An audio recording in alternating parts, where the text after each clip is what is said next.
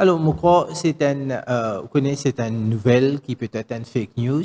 Alors, je suis capable de dire oh, oui, c'est un patient, nous avons un communiqué, je crois 2 fois nous faisons communiquer, nous faisons une communication là, et c'est un patient qui est retourné, qui admet à l'hôpital SUA, et puis il est testé positif, bien sûr, il est transféré à l'hôpital INT, et puis, ben, le staff aussi qui travaille avec sa patient là, final en quarantaine, fin testé positif, final en traitement, je crois, toute une information qui est dans nous donner. Ensuite de ça, nous aussi, nous pouvons faire notre travail concernant le patient zéro. Nous déjà, le ministère déjà peut faire tout ce ben l'enquête. Je pense que Dr Go capable de donner un petit peu plus de détails là.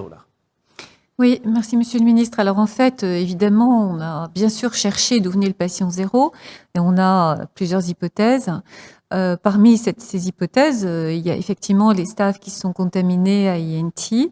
Et dès que l'on a appris qu'il y avait ce cluster à Souillac, nous avons regardé le séquençage du virus de ce monsieur que nous avions. Nous avions sa souche, nous l'avions envoyée, je ne sais plus si c'est en Angleterre ou en Afrique du Sud, parce qu'on a envoyé dans 2 endroits différents.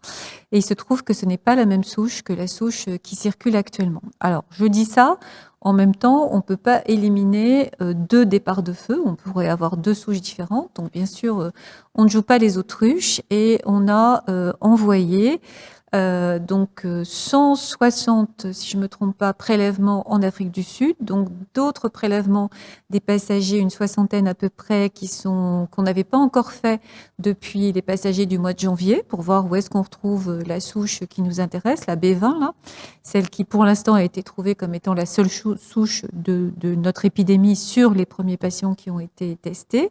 Et puis on a également envoyé 100 prélèvements sur l'épidémie actuelle, donc 100 personnes, pour voir si tout le monde est souche B20 ou s'il y a éventuellement cette autre souche. Mais ça, à l'heure actuelle, on n'a pas les résultats, donc on ne peut pas le dire. En tout cas, les informations pour l'instant, c'est que cette souche de ce monsieur de Souillac qui a donc contaminé, enfin, les infirmiers sont plutôt contaminés avec lui, ce n'est pas la même que celle qui circule, en tout cas en début d'épidémie.